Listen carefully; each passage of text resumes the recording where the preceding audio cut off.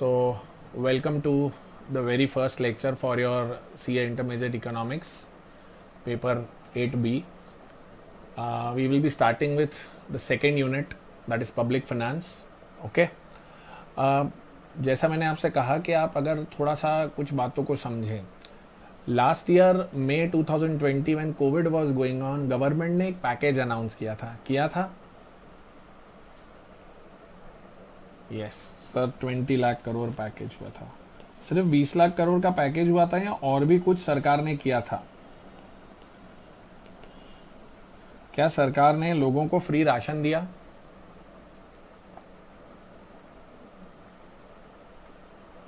Sir दिया, free ration kits दिए। अच्छा, सरकार ने शुरुआती तौर पर पिछले साल लोगों का जो इलाज था वो चार्जेस लेके किया या फ्री इलाज किया? Sir free treatment.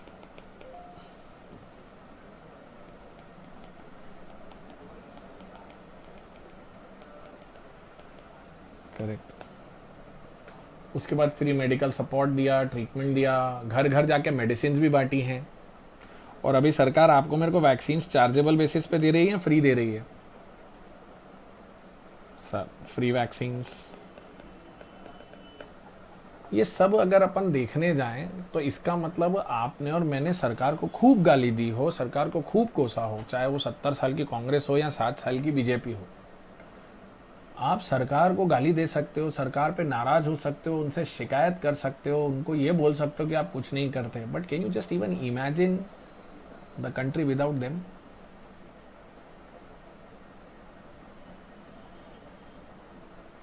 आप समझना मैं what I am trying to tell you. अगर 2 मिनट के लिए मैं गवर्नमेंट को पूरे सिस्टम में से गायब ही कर दूं, and imagine if we were in covid and there was no government, what would have been possible? Sir in that case there would have been a civil war, people would have killed each other, it would have been a chaos, what not, correct? तो इसका मतलब only the fittest would have survived, so the poor would not have got a chance to survive, yes or no? तो अब सवाल ये उठता है, हम लोग जब बात करते हैं फ्री मार्केट और free economy and consumer freedom की, तो आपको लगता है क्या कि सिर्फ फ्री मार्केट पे छोड़ देने से सब कुछ काम हो जाएगा?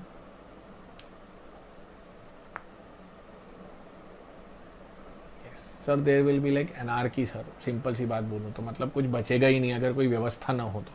मतलब भगवान न करे, परिवार में कैसे होता ना, घर के बड़े चले जाएं तो बच्चे बेचारे कैसे बेसहारा हो जाते हैं। तो वही चीज़ है कि हमारा देश जो है, हमारे देश के अंदर हम एक व्यवस्था नहीं चलाएंगे तो काम कैसे चलेगा? ठीक है ना? So now when you talk about things like these, and I must really appreciate the quality of the study material which has come in. वो study material का फर्स्ट पेज देखो क्या बोलता है आपको। ये देखो आप जरा, ये 4 पॉइंट्स पढ़ के देखो। ये कुछ वो बातें हैं जो आप जीएसटी में शायद इनकम टैक्स में भी सर के साथ समझ रहे होंगे। उसके अलावा startups will be exempted for 3 years, government is subsidising research and development. आपने सेक्शन 35 पढ़ा होगा जहाँ पर मोर देन 100%, 150% डिडक्शन मिलता है। पढ़ा वो सेक्शन, पढ़ा आप लोगों ने रिसर्च का? 150% है, कौन सा है? 150 है, 125% है? हाँ। अभी सबसे इम्पोर्टेंट बात क्या पता है आपको? मेरे को आखिरी में ही आना पड़ता है क्योंकि मेरे को इतनी सारी चीज़ों का नॉलेज यूज़ करना रहता है आप लोगों का। फिर 22 मई को जो 20 लाख करोड़ का पैकेज है, जिसके अंदर 3 लाख करोड़ की ECGL लाए थे, इमरजेंसी क्रेडिट गारंटी लाइन, उसका नाम रखा था उन्होंने, emergency credit guarantee line scheme रखा था नाम। गवर्नमेंट का इकोनॉमिक स्टिमुलस पैकेज आया था। Free food Kitts and essential grocery supplies by government during the covid pandemic. अब अगर आप समझ के देखो, हमारे पास कोई भी रिसोर्सेज अनलिमिटेड तो है नहीं, तो होता क्या है, हमें सोशल वेलफेयर भी करना है। कहते हैं ना, स्कैरसिटी को अपन कैसे डिफाइन करते हैं कि साहब हज़ारों ख्वाहिशें ऐसी कि हर ख्वाहिश पे दम निकले, हज़ारों ख्वाहिशें ऐसी कि हर ख्वाहिश पे दम निकले, बहुत निकले मेरे अरमान लेकिन फिर भी कम निकले। गालिब साहब ने इस चीज़ को भले आशिकी के रूप में कहा हो, लेकिन आप और मैं जानते हैं कि स्कैरसिटी में भी बहुत मायने रखती है ये चीज़। तो सोशल वेलफेयर भी करना है आपको, ठीक है। आपको बेटर हैबिट्स ऑफ सोसाइटी भी लानी है। ये हाथ धोना बार बार और सैनिटाइज करना क्या है? Better habit of society, mask लगाओ, 2 गज की दूरी रखो, करेक्ट। उसके बाद आपको लोगों को खाना भी देना है, तो आपको वेलफेयर भी करना है। मतलब अगर आप देखोगे तो आप कुल मिला के सोशल वेलफेयर कर रहे हो, better habits in society promote कर रहे हो, उसके बाद वेलफेयर ला रहे हो लोगों का। और आप उसके बाद एक और विवादास्पद चीज़ पे मैं बात करता हूँ। आप अभी किसान आंदोलन का विरोध अभी भी देख रहे हो, किसानों का विरोध चल रहा है, तो एमएसपी पर कानून बनाने की बात कर रहे हैं वो लोग। तो प्राइस कंट्रोल मेजर्स अभी नोट नहीं करना है, मैं जब बना दूं पूरा उसके बाद मैं बोलूँगा कि ये बन गया है, अब इसको नोट कर लो। हाँ, और कुछ समझदार लोग सेंट्रल विस्टा प्रोजेक्ट के भी विरोध में हैं। कल दिल्ली हाई कोर्ट ने क्लियर कट बोल दिया central Vista is of national importance. And आप लोगों को भी बता दूं, 13,450 करोड़ रुपए कॉस्ट नहीं है, उसकी कॉस्ट 860 करोड़ है, 860।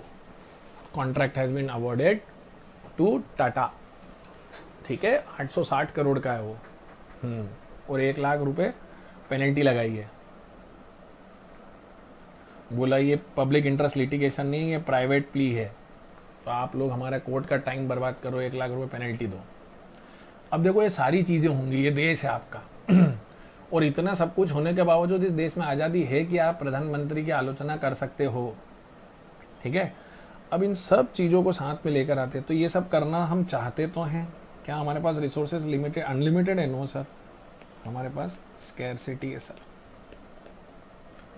और इन स्कैरसिटी के रिसोर्सेज के कारण अब हमको क्या करना पड़ेगा सर? सर अब हमारे पास सोसाइटी को रिसोर्स अलोकेट करने के 3 तरीके हैं। एक है हमारे पास सोशलिज्म,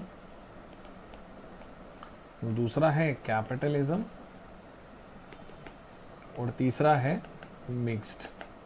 और हम निकले मिक्स्ड वाले, बराबर। अब अपन जब मिक्स्ड में आते हैं तो आपके और मेरे सामने सवाल आता है। अब इसको नोट करो, मैंने डायग्राम्स थोड़े अजीब अजीब बनाऊंगा, मैं बिल्कुल सिंपल पैराग्राफिक राइटिंग नहीं कराऊंगा। ऐसा इसलिए कराऊंगा ताकि तुमको पढ़ने में बहुत आसानी हो। फटाफट इसको नोट करो। I am giving you 30 seconds to note this off. 30 seconds में तो स्क्रीनशॉट आएगा, स्क्रीनशॉट भी खींचो और ये भी रखो।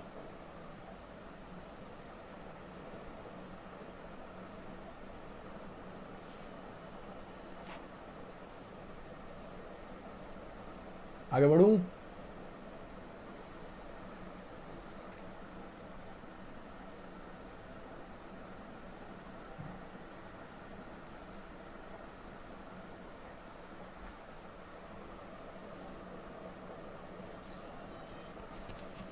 जिन जिन को भी वॉइस का प्रॉब्लम लग रहा हो वो लॉग आउट करके लॉग इन कर लें, वॉइस बराबर है।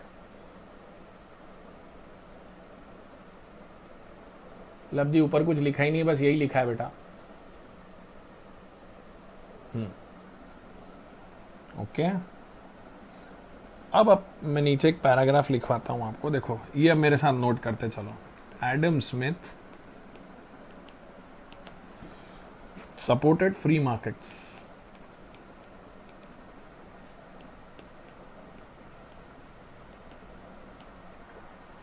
and he also said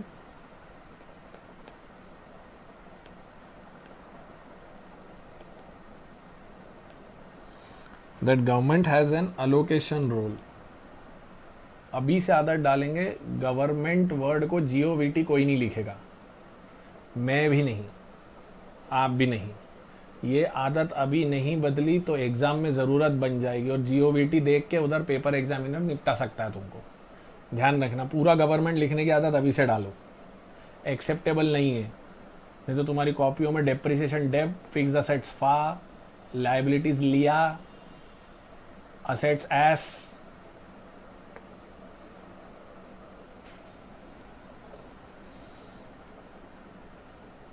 मुझसे गलती हो टोक सकते हो, ठीक है।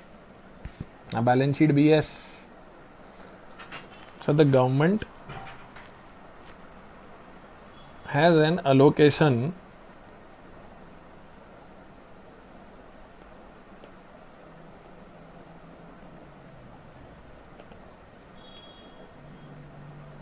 allocation role towards various aspects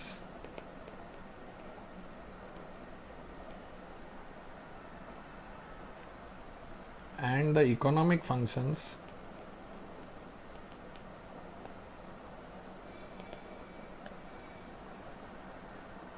of the government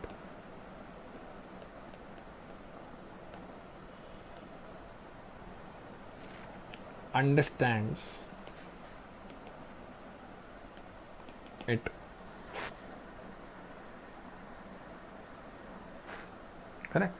Adam Smith supported free markets and he also said that government has an allocation role towards various aspects and the economic functions of the government understands it. अब समझना आप, सरकार को market free रखना भी है लेकिन market को पकड़ बना के रखना भी है. करेक्ट. अब वो क्या करना है, कैसे करना है, वो मैं आपको बता देता हूं. ये 4-5 नाम मुझे बताओ आप, ये सारे 4-5 नाम आपको क्या लगता है ये पॉसिबल है क्या सरकार के द्वारा, मतलब सरकार के बिना? Can you think of a private defence system? हाँ या ना जवाब दो पहले, बाद में नोटिंग करना. Can you think of a judicial system of a private level? Can you think of a rule of law, public institutions and public works? ये 5 चीजें, इन पांचों के मीनिंग भी पता होने चाहिए अपन लोगों को. आप अगर ये सब कुछ प्राइवेटाइज कर दोगे विदाउट गवर्नमेंट तो आपने थैनोस का राज ला दिया फिर तो. हाँ या ना? वो तो यूं किया और बोला अब जो मैं बोलूंगा वो होगा, तो उसको जो पसंद आएगा ठीक, जो नहीं पसंद आया वो ठीक. तो गलत हो जाएगा ना. ये सब कुछ all this is not possible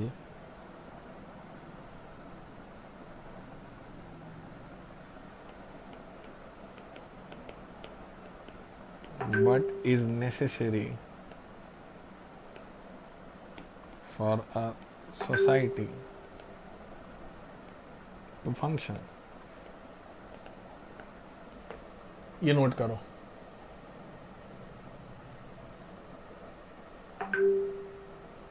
All this is necessary for a society to function. इतना नोट करो, फिर आगे लेके चलता हूँ.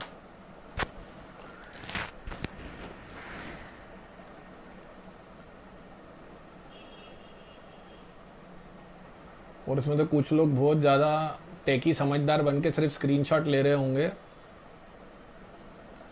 सिर्फ स्क्रीनशॉट लेने से काम नहीं चलेगा, मैं बता देता हूँ.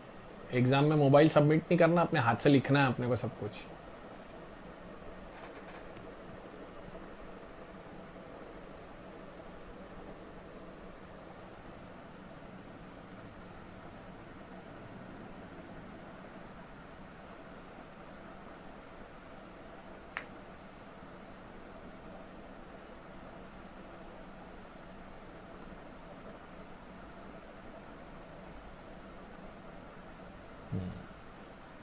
करेक्ट.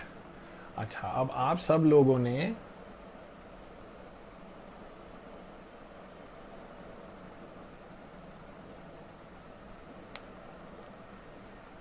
इसमें ये लिख सकते हो, all this is not possible without government add कर लो. चलो,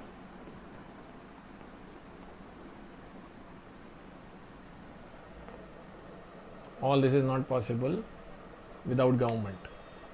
आ रहा हूँ ऋषभ, आ रहा हूँ. पलक बेटा, प्रॉपर फॉर्म्ड नोट्स यही होने वाले हैं. आप एक आध चैप्टर पे मेरा भरोसा कीजिए. ये थोड़ा सा वियर्ड लग रहा है आपको, पर जैसे ही चैप्टर खत्म होगा आप खुद रियलाइज करोगे बेटा कि ये ज़्यादा अच्छा है सर, जल्दी रिवाइज कराता है. डोंट वरी, सब कुछ कवर होगा, मत पैनिक करो बेटा. ये प्रॉपर फॉर्म्ड नोट्स ही हैं, पर मैं उनको थोड़ा सा सिर्फ पैराग्राफिकल ना लिखवा के थोड़ा सा शेप्स और ऐसे लिख रहा हूँ ताकि आपको पढ़ने में भी इजी लगे और जल्दी से रिवाइज हो बेटा.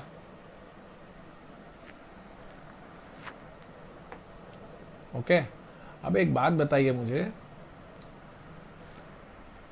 1929 का ग्रेट डिप्रेशन आप लोगों ने बिजनेस साइकिल में पढ़ा है, मैं ये मान के चलूं या नहीं?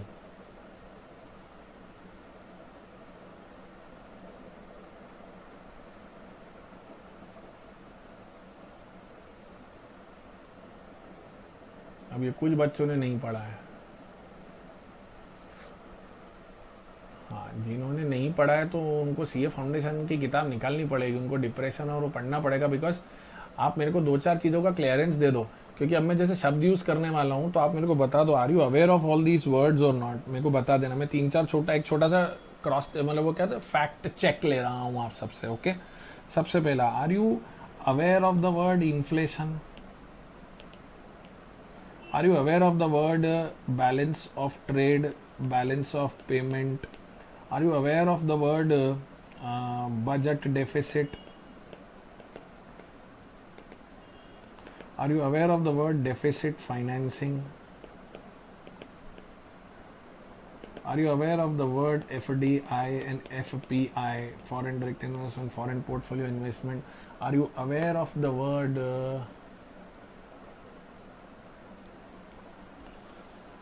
micro and macro economics? ये ज़रा मेरे को स्टेप बाय स्टेप बताने का। मैक्सिमम बच्चा बताओ मेरे को, कितना बच्चा बोलते हैं? सेकेंड एंड फोर्थ नहीं पता, balance of trade, balance of payment पता नहीं है, बजट डेफिसिट नहीं पता। ओके, नो प्रॉब्लम, चिंता मत करो, नहीं पता है चलेगा। जो नहीं पता है वो बताओ।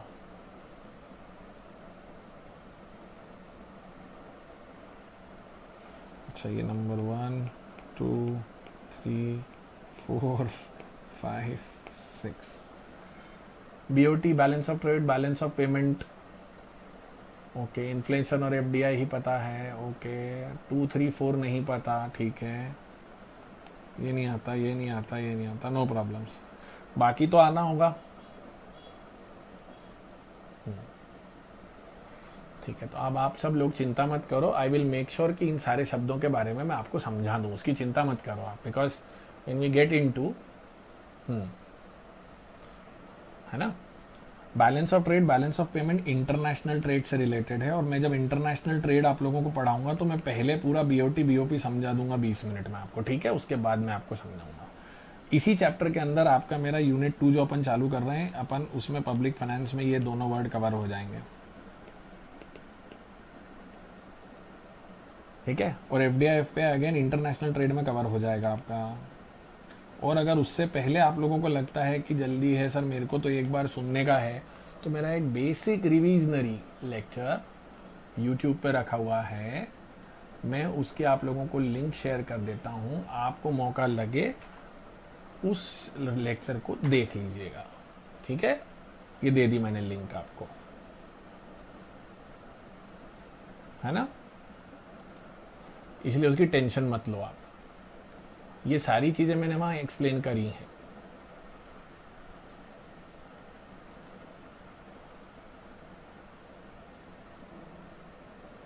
सो now what I was trying to tell you is कि ये सारी चीज़ें आपके इंटरनेशनल ट्रेड पब्लिक फाइनेंस में कवर हो जाएगी। इतने से पोर्शन को नोट करने की ज़रूरत नहीं है, ये सिर्फ आप लोगों का फैक्ट चेक में कर रहा था कि क्या क्या हुआ है, ठीक है।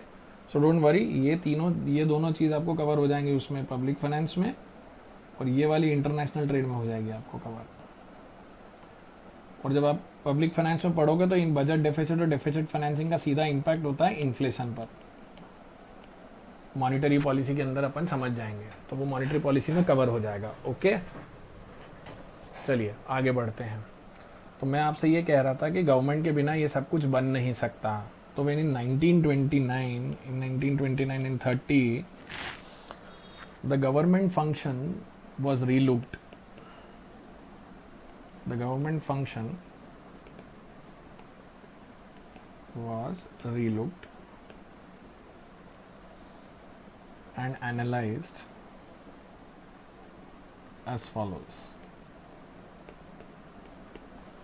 गवर्नमेंट फंक्शन के अंदर ये देखा गया कि गवर्नमेंट के दो काम रहते हैं बेसिकली, एक इकोनॉमिक फंक्शन है और एक दूसरा फिस्कल फंक्शन।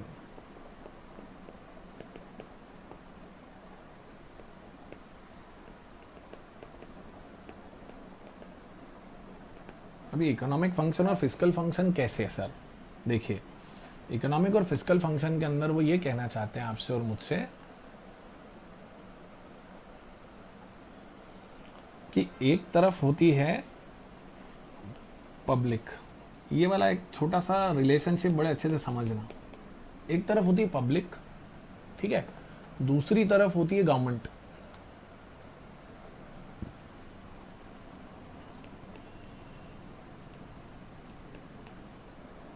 अब आप एक बात समझ के देखिए, पब्लिक और गवर्नमेंट के बीच में सेतु क्या है, और एक तरफ होती है central bank of the country. अब मुझे एक बात बताओ, पब्लिक के पास पैसा आता कैसे है?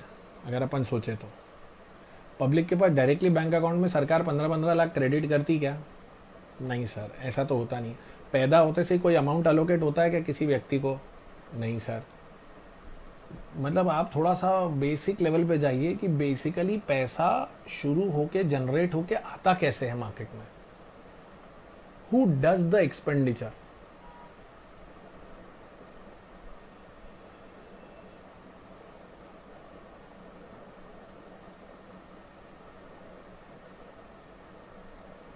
आरबीआई नोट प्रिंट करता है, बिल्कुल सही। आरबीआई नोट प्रिंट करके क्या करता है ये बताओ? डायरेक्ट आप लोगों के हाथ में दे देता है क्या? आरबीआई किसको देता है?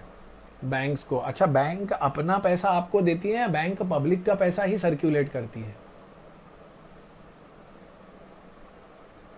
पब्लिक का पैसा सर्कुलेट करती है बैंक अपना। तो आरबीआई नोट अगर बैंक को देती है तो बैंक डायरेक्ट थोड़ी ना आपके मेरे खाते में डालती है। मैं यही बोल रहा हूँ, जो बहुत बेसिक फंडामेंटल है ना, उस बेसिक फंडामेंटल को पकड़ो तो कॉन्सेप्चुअल पकड़ बनेगी कि सिस्टम कैसे काम करता है। देखो, सरकार जो होती है ना, गवर्नमेंट, वो करती है खर्चा, ठीक है। वो कैसे खर्चा करती है? उसके दो प्रकार के खर्चे, revenue expenditure, capital expenditure. Sir, revenue expenditure के नाम पे सैलरी टू गवर्नमेंट ऑफिसर्स, इसके बाद अभी जैसे relief measures, MNREGA, free ration, subsidy, ऐसे तमाम खर्चे, ठीक है। इसके बाद अच्छा, उसके बाद एक खर्चा तो भूल गया मैं, इंटरेस्ट का पेमेंट करती है गवर्नमेंट। उसके बाद गवर्नमेंट डिफेंस का खर्चा करती है। डिफेंस का खर्चा सिर्फ रेवेन्यू नेचर है या रेवेन्यू कैपिटल बहुत है? यश, आपका थॉट प्रोसेस गलत है बेटा, मैं उसको सुधारूंगा। कैपिटल एक्सपेंडिचर के नाम पर हम लोग रोड्स बनाते हैं, डैम्स बनाते हैं, पावर प्लांट बनाते हैं, हमारा डिफेंस मेंटेन करते हैं, करेक्ट, स्कूल बनाते हैं, हॉस्पिटल बनाते हैं, ये सब करते हैं, जिसको हम सो कॉल्ड इंफ्रास्ट्रक्चर डेवलपमेंट बोलेंगे। ये सब पैसा जो होता है, अब ध्यान देना, ये सब पैसा, रितिका बेटा, MNREGA, Mahatma Gandhi national rural employment guarantee act, Ritika बेटा, डिफेंस, सेजल, डिफेंस में आप बहुत बड़े स्ट्रक्चर्स बनाते हो जो बहुत सालों तक चलते हैं और दूसरे काम में भी आते हैं, ठीक है। तो इसलिए मैंने दोनों जगह रखा है उसको। अभी मेरी बात समझो, सेंट्रल बैंक जब ये पैसा देता है, अच्छा गवर्नमेंट ये सब जब बनाती है मेरे बच्चों, एक बात बताइए, क्या हवा में बनाती है या लोगों को एम्प्लॉय करती है ये सब खरीदने के लिए? सर, लोगों को एम्प्लॉय करती है, इट एम्प्लॉयज पीपल, बराबर। तो वो जो लोगों को एम्प्लॉय करेगी, ठीक है, तो लोगों को एम्प्लॉय करेगी तो पब्लिक यहां से होके इधर कनेक्ट होती है,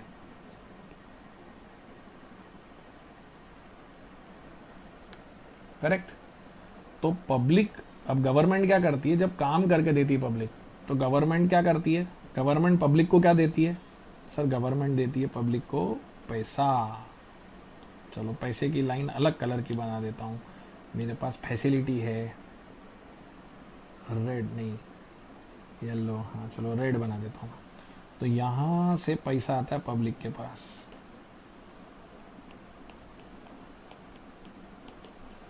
ठीक है। पब्लिक को ये पैसा देती है। अच्छा, ये पैसा गवर्नमेंट को मिलता किधर से? गवर्नमेंट लेती है सेंट्रल बैंक से। For your kind information, for your kind information, घर की खेती नहीं है कि रोज शाम को जाके बोल दे भैया यार 2 किलो गर्मा गर्म सेव बांध देना, उस तरीके से कि भैया आज 100 करोड़ प्रिंट कर देना, 500 करोड़ प्रिंट कर देना। ऐसा नहीं होता है। ये तो पता चला तुम तो बोलोगे यार आज 200 करोड़ छपवा लो, कल 500 करोड़ छपवा लो। नो, बाकायदा आपको पैसा लेना पड़ता है आरबीआई से, और आरबीआई आपको फाइनेंस करती है, और आरबीआई उससे आपसे चार्जेस भी लेती है। ये बता दूं मैं आपको। अब क्या होता है देखना, हमारे पास 70-75 साल में जितना भी आया है, तो अब वो पब्लिक क्या करती है? पब्लिक इस चीज़ से जो पैसा मिलता है वो पब्लिक क्या दिन भर नोट बैठ के रखी रहती है, या पब्लिक आपस में बिजनेस करती है और आपस में भी गुड्स एंड सर्विसेज चलाती है? क्या सिर्फ सरकार के लिए काम करते हैं? आपस में भी कंजम्पशन होता है, पब्लिक टू पब्लिक भी तो होता है। सर, जो पब्लिक टू पब्लिक होता है वो होता है प्राइवेट वर्क। तो फिर यहाँ से गुड्स एंड सर्विसेज पब्लिक के पास जाते हैं और पब्लिक बदले में रुपीस देती है। आज मोटा भाई की रिलायंस को, सुनील भारती मित्तल की एयरटेल को, कैडबरी को, हिंदुस्तान लीवर को तुम और मैं जो पैसे देते हैं वो प्राइवेट टू प्राइवेट ही तो है, हाँ या ना? अच्छा, और ये दोनों पब्लिक मिलके, ध्यान देना जरा, ब्लू कलर यूज कर रहा हूं, ठीक है? अब ये दोनों पब्लिक मिलकर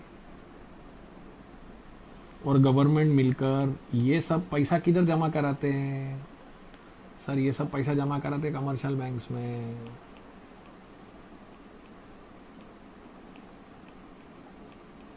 और फिर कमर्शियल बैंक्स क्या करती हैं?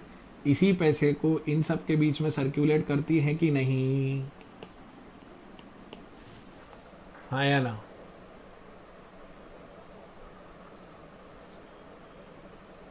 बेसिक फ्लो ऑफ मनी समझ में आ रहा है? और अब इसी गोले के अंदर तुम सब कुछ डाल दो, तुम इसके अंदर ही आपके वॉलेट से लेके पेटीएम से लेके सब कुछ आपका इसी के अंदर जाएगा। तो हम एग्जिस्टिंग पैसे को ही मूव करेंगे ना।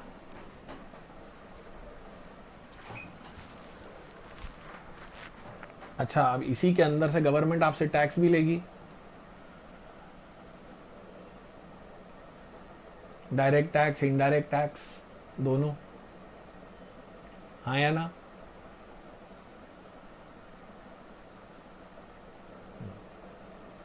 झालानी जी, गवर्नमेंट और कमर्शियल बैंक का रिलेशन सिर्फ इतना ही है कि गवर्नमेंट भी अपना खर्चा डायरेक्ट मिनिस्ट्री से पेमेंट नहीं होता, मिनिस्ट्री के भी बैंक अकाउंट्स हैं, सब बैंक अकाउंट के थ्रू होता है। और आरबीआई डायरेक्ट चेक इशू नहीं करती, सरकारी ऑफिसरों की सैलरी आरबीआई से नहीं आती, एसबीआई से आती है। तो SBI is a commercial bank, Jhalani साहब। ओके, तो ये फ्लो समझ में आ गया सब लोगों को?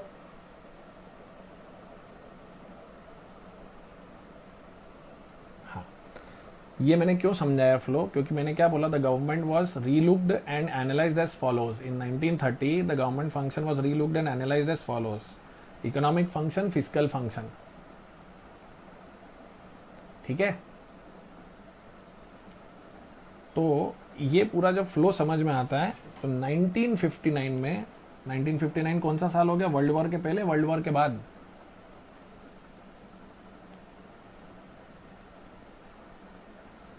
वर्ल्ड वॉर के बाद। In 1959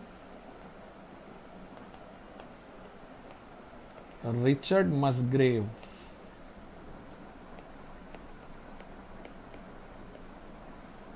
gave a 3-branch taxonomy.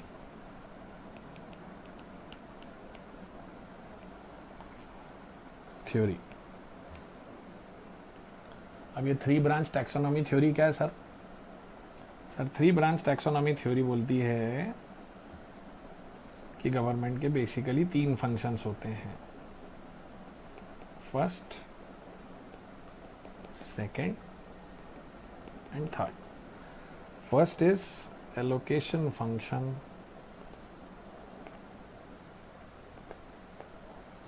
Second is redistribution functions, and third is stabilization functions.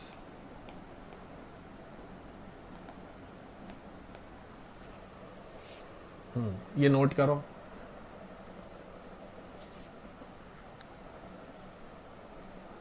Madhav भैया जैसा मैं लिखवा रहा हूँ ना वैसा लिखते चलो, मॉड्यूल के साथ आगे मत दौड़ो।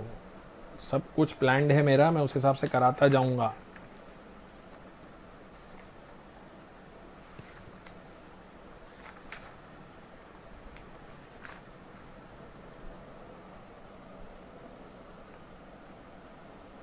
हो गया नोट?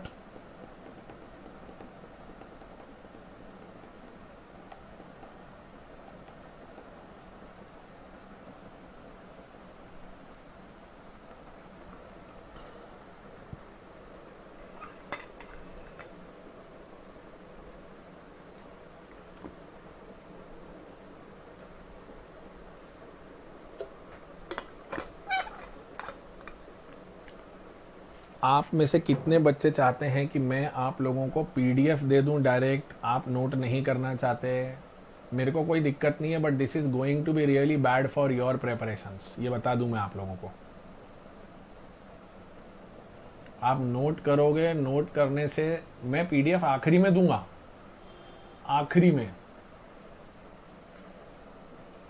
क्योंकि अगर आप थ्योरी में नोट नहीं करोगे तो आप एंगेज नहीं रहोगे, आप एंगेज नहीं रहोगे तो सवाल ही नहीं उठता कि आपको कुछ याद रहने वाला हो।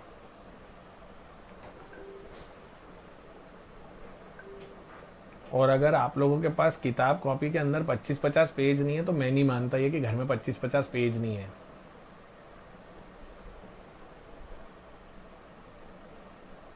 मैं अभी आज एक ओपिनियन पोल डलवा दूंगा, ओपिनियन पोल में आप सब बता देंगे।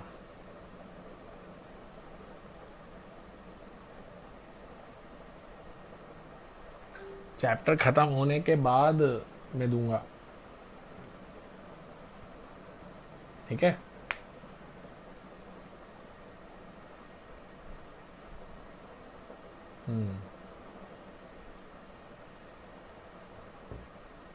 बाद में छूटा हुआ तो मिल जाएगा, दिक्कत नहीं है, चिंता मत करो। बट आप ये सोचो कि हम तो बैठ के सुनते रहेंगे, उसको जो बोलना है बोलने दो, तो वो दैट विल नॉट हेल्प, ये मैं बता देता हूँ, ठीक है? अब आप लॉजिकली पकड़ो जरा इस चीज़ को। एलोकेशन फंक्शन की बात कर रहा है। एलोकेशन फंक्शन मतलब क्या? 1959 के गवर्नमेंट को रिसोर्सेज अलोकेट करना पड़ेंगे। एलोकेशन फंक्शन में आप प्रायोरिटीज़ कैसे डिसाइड करोगे, सवाल आता है। अभी आपको हेल्थ केयर इंफ्रास्ट्रक्चर पे खर्च करना चाहिए कि नहीं करना चाहिए हमारे देश में, ये बताओ सर। करना पड़ेगा।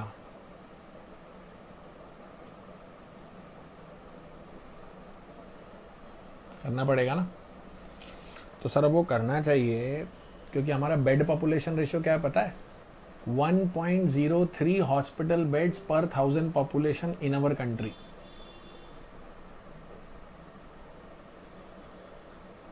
वन 1.03 बेड्स पर 1000, 2011 के सेंसस के हिसाब से।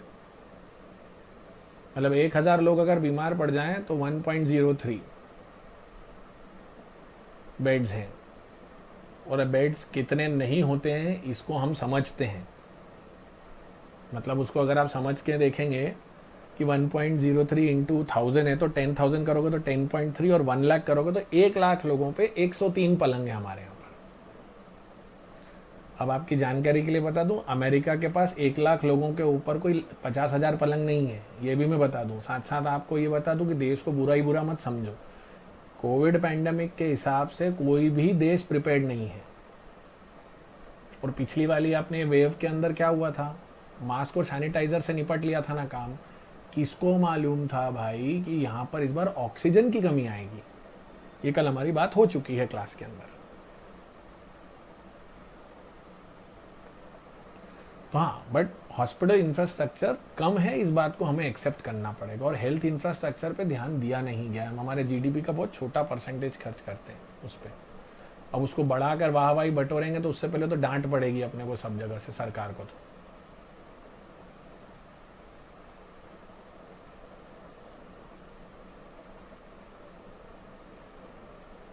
करेक्ट, वो होता है, उसके लिए आप और मैं कुछ कर नहीं सकते। ओके, अब सवाल उठता है एलोकेट करना। अच्छा, उसके बाद एक रीडिस्ट्रीब्यूशन सोचो आप।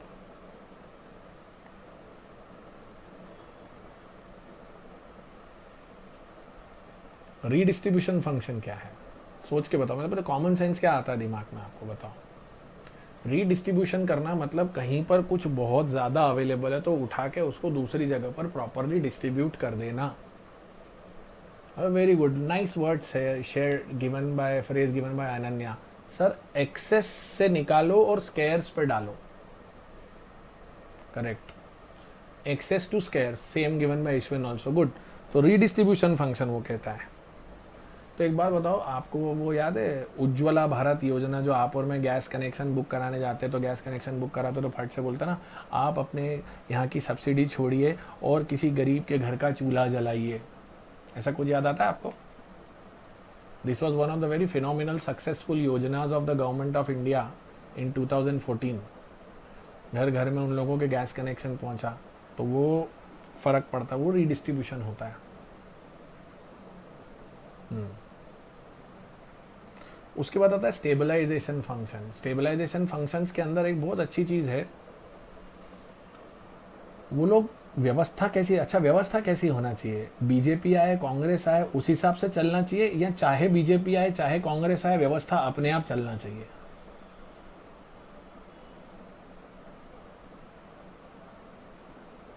हाँ, वेरी गुड। तो उसके लिए दो वर्ड यूज करते हैं वो लोग स्टेबलाइजेशन फंक्शन में, बड़े प्यारे वर्ड्स हैं वो। वर्ड्स कैसे? ऑटोमेटिक स्टेबलाइजर्स एक होता है, और उसके बाद दूसरे होते हैं स्टेबलाइजर्स और डायरेक्ट इंटरवेंशन। ऑटोमेटिक स्टेबलाइजर्स क्या होता है, डायरेक्ट इंटरवेंशन क्या होता है, वो तमाम बातें आपको मेरे को करने को मिलती हैं उसके अंदर फिर। करेक्ट। और उसके बाद हम एक और चीज करते हैं, टैक्सेशन सिस्टम क्या करवाता है, एक बात बताओ। टैक्सेशन सिस्टम, टैक्सेशन सिस्टम को प्रोग्रेसिव बनना चाहिए या रिग्रेसिव बनना चाहिए? या आपने आशीष सर और इनके साथ भी सीखा होगा, निखिल सर के साथ। सर, प्रोग्रेसिव होना चाहिए, जैसा जैसा ज़्यादा कमाओ उस हिसाब से। रिग्रेसिव में छोटा बड़ा अमीर गरीब एक जैसा सबके ऊपर लग जाता है। तो ये तमाम बातें इस फंक्शन के अंदर से निकलती हैं। ये चीज़ इसने उठा के इसके अंदर डाली थी। तो अब वो एलोकेशन फंक्शन, रीडिस्ट्रीब्यूशन और स्टेबलाइजेशन फंक्शंस की बात करेगा। ओके, अब मैं पहला लिखवा रहा हूँ आपको, एलोकेशन फंक्शन। चालू करूँ? ये नोट करो मेरे साथ, चलो।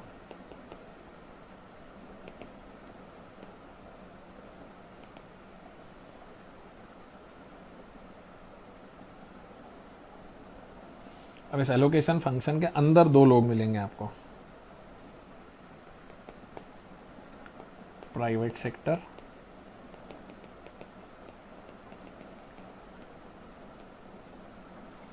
it is driven by demand.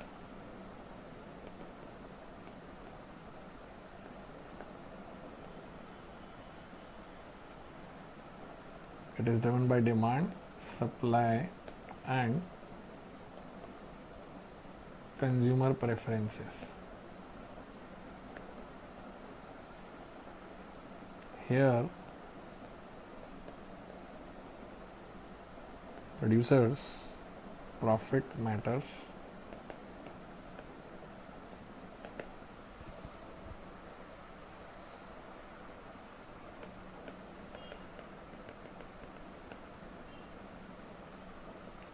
private goods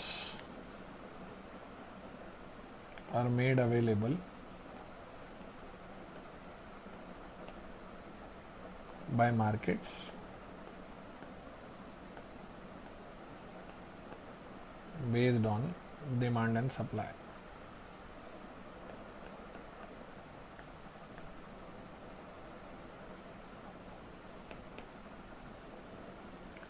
Public sector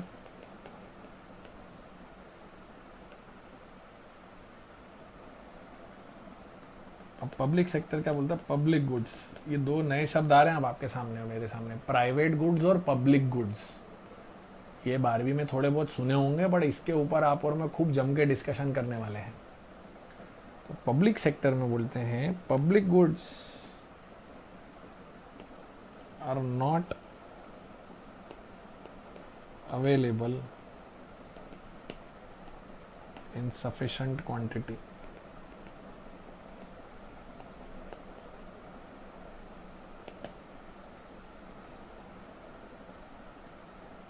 because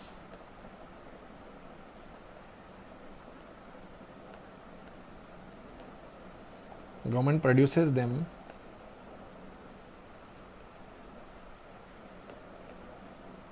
based on budget availability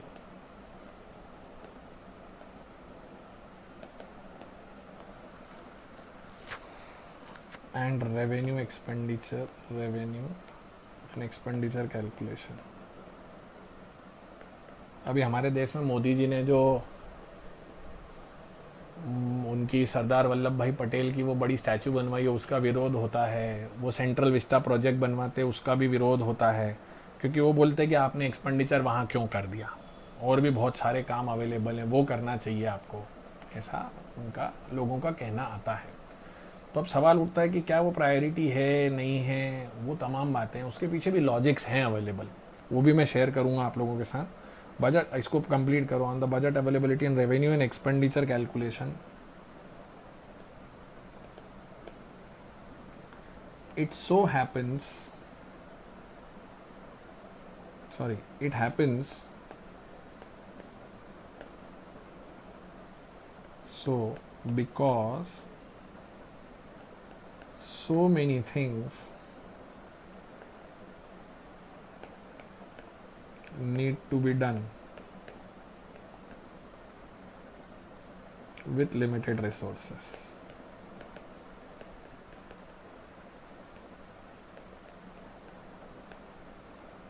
correct. अब मन में सवाल आता है,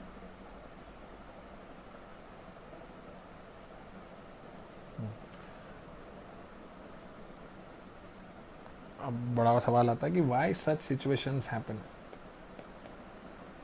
ये ऐसा क्वेश्चन लिखना, Y such situations happen.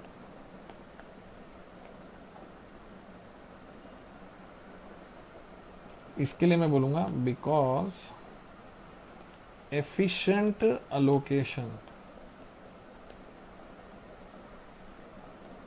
because efficient allocation happens only in case of perfect competition.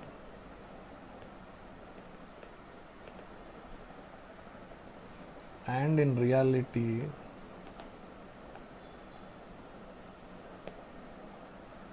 there is no perfect competition.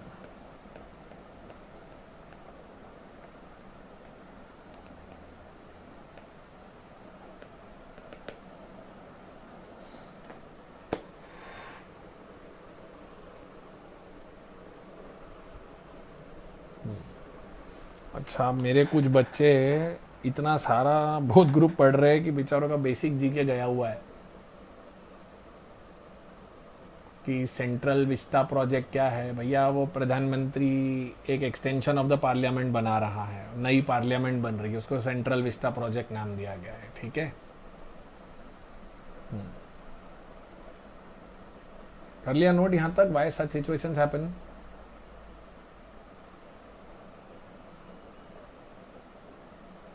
हाँ, ये किसी को प्राइवेट वाला पता करना था, ये ले भैया नोट कर ले। ठीक है, दिखा दिया, ऊपर वाला दिखा दिया। ठीक है, तो चार्ट पहला कभी भी नहीं सुधरी है।